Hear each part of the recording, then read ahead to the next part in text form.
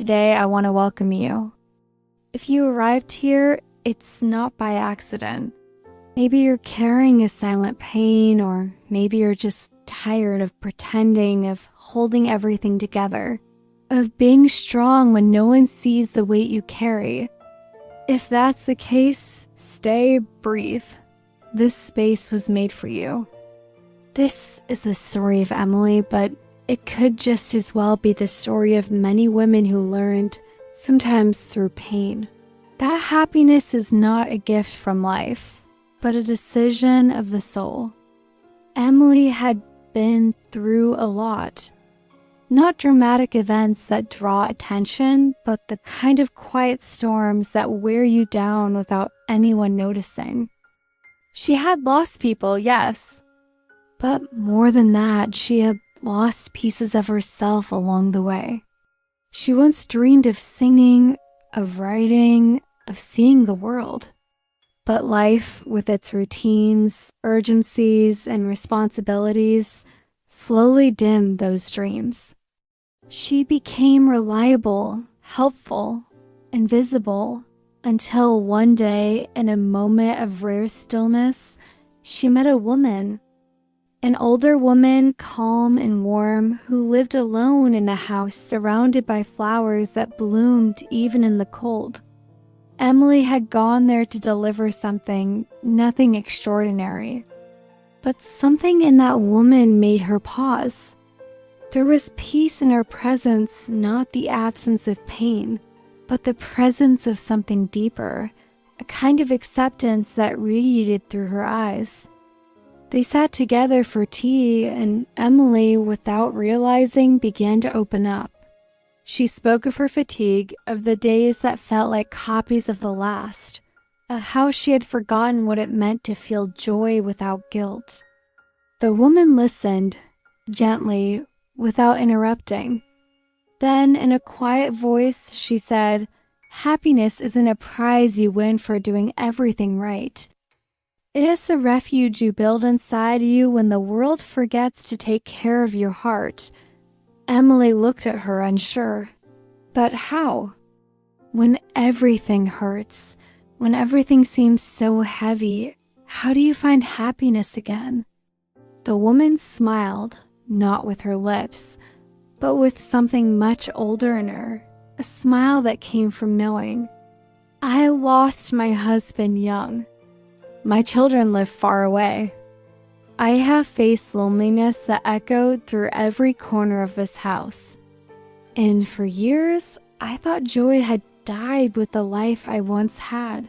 But then one morning, I realized something strange. I had survived everything I thought I couldn't.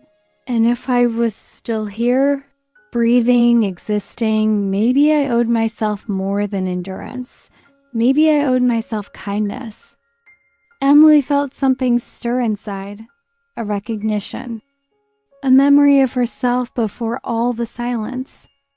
"I began," the woman continued, "to choose small joys, not forced smiles, not fake positivity.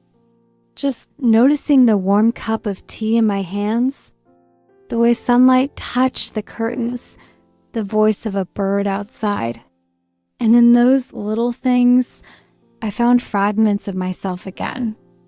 Not the woman I was before the pain, but the woman I had become because of it, softer, slower, more alive." Emily listened, and for the first time in months, tears came. Not from despair, but from relief. Someone understood. Someone had walked a path through darkness and had found light, not by running, but by staying, by feeling, by choosing again.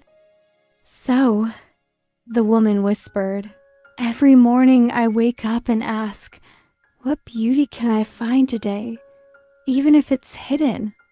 What moment can I honor, even if it's quiet? That's how I build my joy. Not as a destination, but as a practice." Emily stayed for a long time that afternoon. She didn't ask for advice. She just absorbed the presence of someone who had made peace with life's imperfections. When she left, the air felt different. Or maybe she did. In the following days, she tried something new. She paused before rushing. She let silence be a companion instead of an enemy. She picked a flower and placed it on our table. She wrote in a journal without trying to make sense. Slowly, quietly, she reclaimed pieces of herself, not all at once. Healing is not loud. Sometimes it's just the decision to notice beauty where pain once lived. Maybe you too are like Emily. Maybe you're not broken, just tired of surviving. And maybe what you need is not a miracle, but a moment of realness, a space where you can feel without being fixed. That's what this story is.